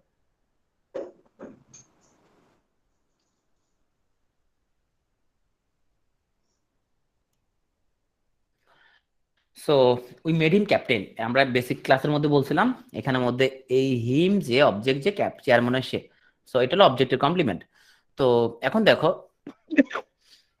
আমরা তোমার যে অবজেক্ট গুলো তোমার হচ্ছে যে যার অর্থ প্রকাশ করার জন্য আমরা আরেকটা কমপ্লিমেন্ট আনতে হয়, হ্যাঁ, তো এই ধরনের অবজেক্ট বলা হয় ফ্যাক্টিটিভ অবজেক্ট। ফ্যাক্টিটিভ অবজেক্ট শব্দটা না জানলে তোমার কোনো সমস্যা নাই, না জানলে ক্ষতি নাই, যা জানলা এটা ফ্যাক্টিটিভ অবজেক্ট বলে। সো এরকম একটা বাক্য, উই ইলেক্টেড হিম মেয়র বা উই ইলেক্টেড হিম চেয়ারম্যান, এরকম যদি হয়, সো আমরা যেটা করতে হবে কমপ্লিমেন্টটাকে জাস্ট তার সাথে সাথে বসা দিতে হবে। সো আমরা এখানে হিম হচ্ছে অবজেক্ট, সামনে নিয়ে আসলাম কি, যেহেতু এটা past simple, was, he was, so he was elected, এই ভার্বের সাথে সাথে তুমি এই কমপ্লিমেন্টটা বসা দিতে হবে, he was elected mayor, okay, he was elected mayor by us. So এটা হচ্ছে আমাদের অবশ্যই অবজেক্ট কমপ্লিমেন্টটাকে ভার্বের সাথে সাথে বসা দিতে হবে। আচ্ছা, কগনেট অবজেক্ট জিনিসটা কি? কগনেট অবজেক্ট মানে হচ্ছে যে তোমার যেখানে আমাদের যে ভার্বটা তার যে তোমার হচ্ছে যে অবজেক্ট, সেটা হচ্ছে ও ভার্বটা থেকেই উদ্ভব হয়েছে, যাকে আমরা বলি সমধাতুজ কর্ম, বাংলা সমধাতুজ কর্ম বলি, মানে অবজেক্টটা সেটা ভার্বটা থেকে উদ্ভব ঘটছে।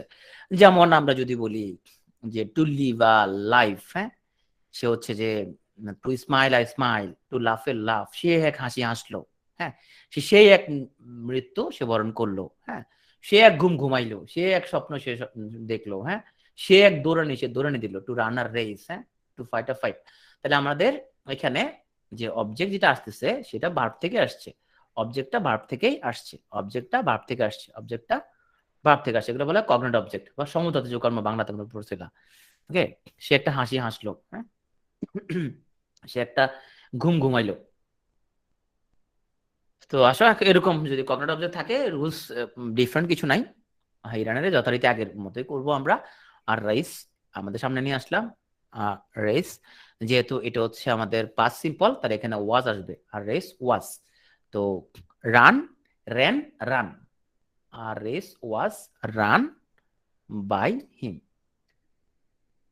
ওকে, সো এখানে আরেকটা জিনিস শিখে বললাম, পরীক্ষা আসতে পারে নিচের কোনটাতে কগনেট অবজেক্ট আছে, তাহলে আমরা সেই জিনিসটা শিখি, এগুলো সব কগনেট অবজেক্ট, হ্যাঁ, যা আছে এখানের মধ্যে এগুলো সবগুলা কগনেট অবজেক্ট। এখন আসো আমরা যদি বলি যে গ্রিন ম্যাঙ্গো টেস্ট সাওয়ার, যে গ্রিন ম্যাঙ্গো হচ্ছে ওটা খাইতে খুব টক। দ্য বুক রিডস ওয়েল, বইটা পড়তে খুব ভালো। রাইস সেলস চিপ, রাইস হচ্ছে এটা বিক্রি হয় খুব সস্তায়। আচ্ছা, এখন আমাকে বলো তো যে এই যে সেলের যে কাজটা, এই কাজটা যে ডুয়ার, রাইস কি নিজে নিজে করতে পারে? রাইস কি নিজে নিজে করতে পারে নাকি দোকানদার শপকিপার সেল করে? নিজে নিজে করতে পারে না, কিন্তু এরপরে তো এখানে প্যাসিভ তো ইউজ হয় নাই, প্যাসিভ ইউজ হয় নাই, তাহলে এগুলো বলা আধা প্যাসিভ, এগুলো বলা হয় আধা প্যাসিভ। অর্থ প্যাসিভ কি স্ট্রাকচার প্যাসিভ ভয়েসের হয় না, স্ট্রাকচার অ্যাক্টিভ ভয়েসের রয়ে গেছে, এগুলো বলা হয় আধা প্যাসিভ, মানে কোয়াসি প্যাসিভ। তাহলে কোয়াসি প্যাসিভ মানে কি, মিনিংটা হচ্ছে প্যাসিভ ভয়েসের, কিন্তু দো it is an active voice, structure কিন্তু অ্যাক্টিভ ভয়েস রয়ে গেছে, কিন্তু তার মিনিংটা কিন্তু প্যাসিভ। তো এগুলো বলা হয় কোয়াসি প্যাসিভ। এই কোয়াসি প্যাসিভ গুলোকে তুমি যদি ফুল প্যাসিভ করতে হয় তাহলে তোমাকে একটা আলাদা নিয়মকানুন মানতে হবে। দ্য পিল টেস্টস বিটার, পিল হচ্ছে খাইতে খুব তিতা, সো এখানে যেটা করতে হবে, তাহলে এটা হচ্ছে কি, এটা হচ্ছে অ্যাডজেক্টিভ, তাই না? বলো তো টেস্ট, এখানে এটাকে আমরা আলাদা করে একটা ভার্ব বলছিলাম, কি ভার্ব এটাকে, কি ভার্ব বলছিলাম এটাকে? এগুলো কি ভার্ব বলছিলাম এগুলাকে? না জানলে ক্ষতি নাই, বাট জানলে তুমি জানলা কি, মানে তুমি একটু জানো আর কি, জানোয়ার। ওকে, স্টেটিভ ভার্ব, এটাকে linking verb, right, linking verb, হ্যাঁ এগুলো বলছিলাম লিঙ্কিং ভার্ব। ওকে, সো তাইলে এখানের মধ্যে আমরা সাবজেক্ট যা দা পিল রয়ে যাবে, এখানের মধ্যে আমরা টেন্স অনুযায়ী, যেহেতু এটা প্রেজেন্ট সিম্পল, তাহলে আমি যার থেকে ইজ নিলাম, দা পিল ইজ, এবং এরপরে অ্যাডজেক্টিভে বসে যাবে দা পিল ইজ বিটার। এখন তুমি টেস্টারে প্যাসিভ বানাও, দা পিল ইজ বিটার কখন? When it is tested. The pill is bitter when it is tested. তাহলে আমরা বলতে পারবো rice is cheap when it is sold, iron is hard when it is felt, okay, the red rose is sweet, okay, এটা কি হবে? The red rose seem sweet, the red rose is sweet, এটা বুঝতে পারতেছি না কি হবে। আচ্ছা, এটা পরে দেখতে হবে।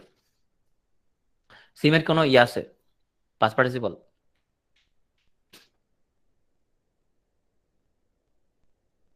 Sweet when it is seemed, the red rose is sweet when it is seemed, structure যেরকমই হয়, কিন্তু when it is seemed এটা তো হচ্ছে যে মানে একটু ব্যাকআপ লাগতেছে, দেখতে হবে এটা। the red rose is sweet when it is seemed, না এটা একটু ব্যাকআপ লাগতেছে। it is seemed that the red rose is sweet, এরকম হয় না, এরকম সুন্দর হয়, হ্যাঁ। it it is seemed that the red rose is sweet, বা seen, এটা আমরা হ্যাঁ ভাবার্থ অনুযায়ী আমরা হচ্ছে যে তোমার প্যাসিভ করতে পারি। It seems that the red rose is sweet, না তাকে তলটা এটা অ্যাক্টিভ ভয়েস হবে, it seems to active voice,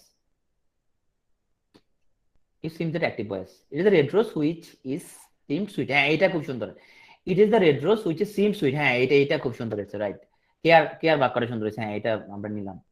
so it is the red rose which is seemed sweet, এটা it seemed to be sweet, হ্যাঁ এটা হইতে পারে, it seemed to be sweet, এটা হইতে পারে, রাইট, এটা হইতে পারে। নাফিসার it's seem to be sweet, এটা হতে পারে। ওকে, আমরা এখানে প্রায়োগিক দিকটা খেয়াল রাখতে হবে, অর্থটা আমি আমার একটা বাক্য লিখলাম, উদ্ভট একটা অর্থ, এটা দ্বারা আসলে কিছু বোঝায় না, উদ্ভট হলে তো হবে না। ভাষার আলটিমেট গোলটা হচ্ছে কমিউনিকেশন মেনটেন করা। তো I saw him reading a বুক, কি হবে?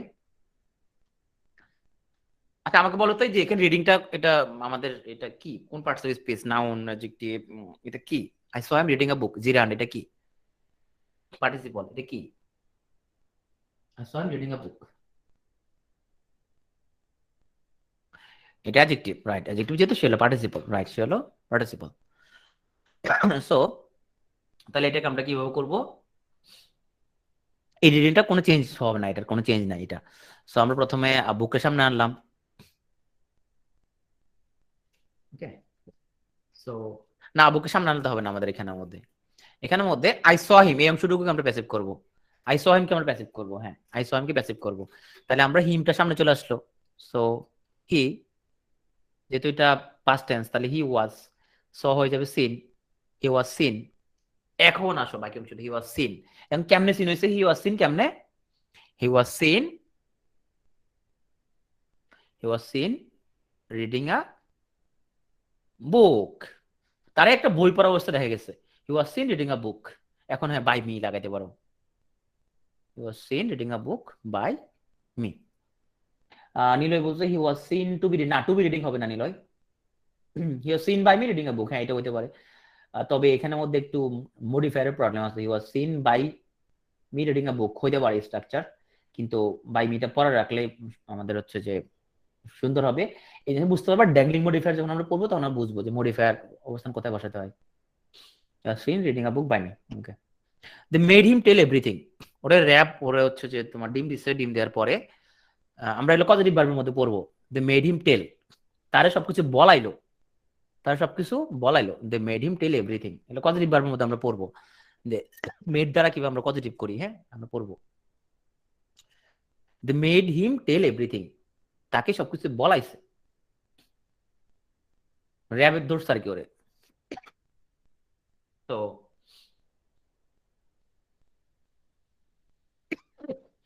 মনে রাখতে হবে, আমরা যদি তোমার হচ্ছে যে এরকম পজিটিভ ভার্ব দিয়ে আমরা যদি তোমার অ্যাক্টিভ ভার্ব যদি থাকে দে মেড হিম টেল এভরিথিং, বা এরকম মেড, আর কিছু ভার্ব আছে তোমার হিয়ার, সিন, সি, ফিল, অনেকগুলো ভার্ব আছে। তো যাদেরকে আমরা প্যাসিভ করার সময়, তাহলে দেখো আমরা এটা বানাই। প্রথমে আমরা দেখি যে এই অংশটুকু, সো দে মেড হিম, ওকে। এর টেলটা আমার এখানের মধ্যে, এটাকে আমরা দেখি, এটাকে আমরা কোনো চেঞ্জ করবো না। এটা কি করব, দেখি আমরা এই অংশটুকু প্যাসিভ করি আগে, they made him. So he was made, এটা আমরা করে ফেলছি, হি ওয়াজ মেড। এখন হি ওয়াজ মেড কি, হি ওয়াজ মেড কি, সো এখানে একটা টু লাগাবো, he was made to tell them everything, he was made to tell them everything. তার হাতে সবকিছু বলানো হয়েছিল, তার হাতে তাদের সবাইকে সবকিছু বলানো হয়েছিল, he was made to tell them everything. তাহলে আমরা মনে রাখবো যে এরকম তোমার হচ্ছে যে মেড, হিয়ার, ফিল, অনেকগুলো ভার্ব আছে যেগুলো এরকম এরকম এই ফরম্যাটে থাকলে এদেরকে আমরা পরের যে ভার্বটা থাকবে তার আগে একটা টু লাগাইতে হবে, he was made to tell them everything. তো এখন আসো, আমাদের হচ্ছে যে নাফিসাকে একটা ছেলে পাম দিতেছিল, নাফিসা বলতেছিল আমাকে পাম দিও না, প্লিজ ডু নট ফ্লার্ট। তো এখন এটাকে প্যাসিভ করে ফেলি আমরা সবাই, প্লিজ ডু নট ফ্লার্ট। এখন সেই ছেলেটা সরাসরি বলতে পারতেছে না এই ফ্লার্ট করিস না, এটা সরাসরি বলতে পারতেছে না, সে কেমনে বলবে, ভদ্রভাবে বলবে যে এ পাম দিস না, পাম দিস না। এখন এটাকে সে ভদ্রভাবে বলতে চাচ্ছে, রাইট। সে বলবে তোমাকে অনুরোধ করা হচ্ছে পাম না দিতে। তো তবে এখানে ফ্লার্টের মধ্যে তুমি আবার ফার্ট হয়ে গেলে আবার সমস্যা হয়ে যাবে, ফার্ট আবার হবে না। ফার্ট মানে হচ্ছে যে বায়ু নির্গত করা, সেটা আবার একটু বেশি খারাপ হয়ে যাবে আর কি। সো ইউ আর রিকোয়েস্টেড, কেন ইউ রিকোয়েস্টেড, কারণ please, please do not flirt. Please থাকলে আমরা ইউ আর রিকোয়েস্টেড ইউজ করবো, তোমাকে পামনা দিতে অনুরোধ করা হচ্ছে, ইউ আর রিকোয়েস্টেড, তারপরে নট টু ফ্লার্ট, তোমাকে অনুরোধ করা হচ্ছে পামনা দিতে, ওকে। আমরা বুঝলাম যে প্লিজ থাকলে হ্যাঁ অনেক ভালো, আমরা হচ্ছে যে ইউ আর রিকোয়েস্টেড ইউজ করবো। যাই তুমি পাম দাওনি কাউকে,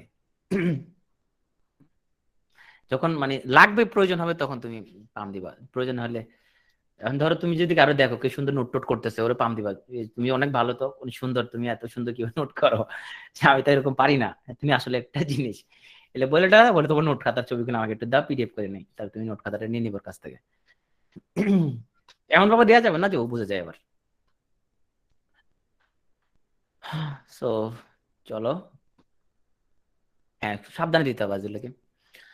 Lord knew what the cost, আমাদের সৃষ্টিকর্তা জানে তোমার হচ্ছে যে, বা Lord knew what the cost,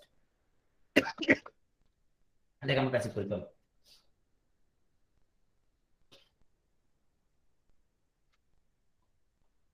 এই লর্ড তো সৃষ্টিকর্তা না, আসলে মনিব, মনিব মানে ওদের যে মালিক, মালিকে জানে যে তারা কত কষ্ট করছিল, মালিক জানে।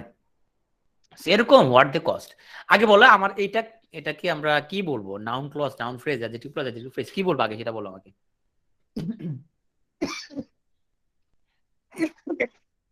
এটা নাউন ক্লজ, হ্যাঁ।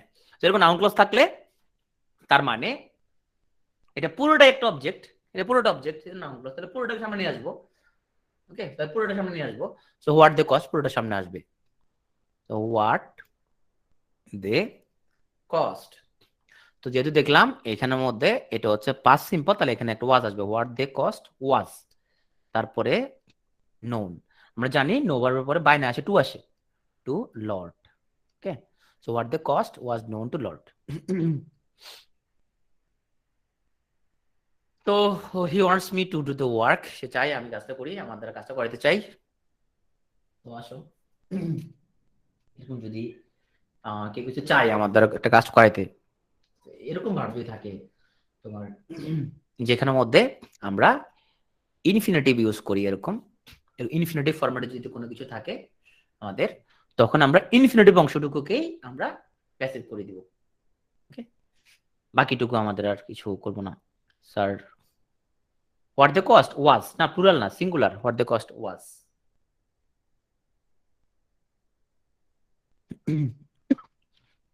সো আমরা এখানের মধ্যে এই যে ইনফিনিটিভ অংশটুকু প্যাসিভ করতে হবে, তাহলে হি ওয়ান্টস মি, এই অংশটুকু আমরা আসলে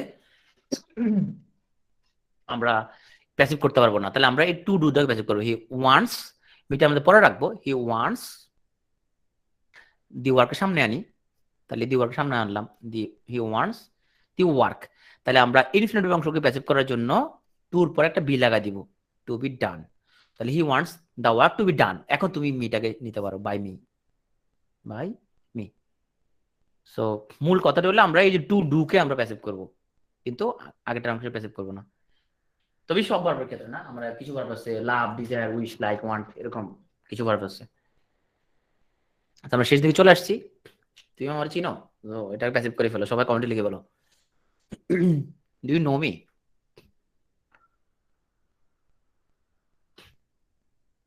Am I known to you? Right. So এটা হচ্ছে যে আমরা বুঝলাম এটা একটা প্রশ্নবোধক বাক্য। তারপর এটা হচ্ছে প্রেজেন্ট ইনডেফিনিট টেন্স আছে। তাহলে এখানের মধ্যে আমাদের মিটাকে সামনে নিয়ে আসতে আই হয়ে যাবে, আই হয়ে গেল। তারপর আমাদের প্রেজেন্ট সিম্পল এম হয়ে গেল, I am known to you. যেহেতু প্রশ্নবোধক তাহলে এটাকে সামনে নিয়ে আসলাম, am I known to you. Okay, last one, it is impossible to do this. তাহলে বলছিলাম যে তোমার ইনফিনিটিভ থাকলে কিভাবে প্যাসিভ করতে হয়। ইনফিনিটিভ থাকলে কেমনে প্যাসিভ করতে হয়?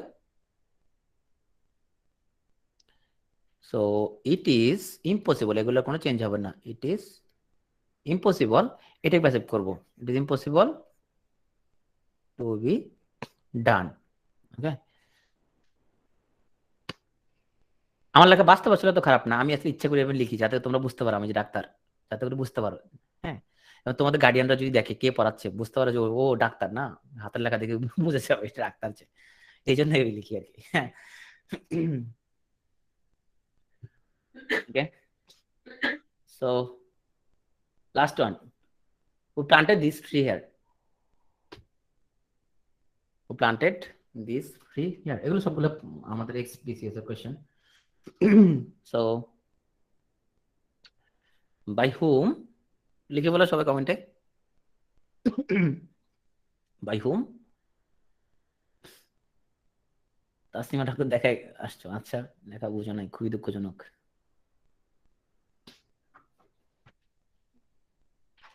সো এটা লিখে ফেলি সবাই কমেন্টে, by whom this tree is planted হবে, Zahid, was planted, right. By whom this tree was planted here, right. So আমাদের এই পর্যন্তই। প্যাসিভ ভয়েস থেকে একটা কোশ্চেন আসবে, অবশ্যই একটা কোশ্চেন আসবে। সো আমরা এখানে কমন যে রুলস গুলো মানে আলোচনা করছি, এগুলো যদি তোমরা রিভিশন দিয়ে ফেলো ইনশাআল্লাহ তুমি এখানে 1 নাম্বার পাবা।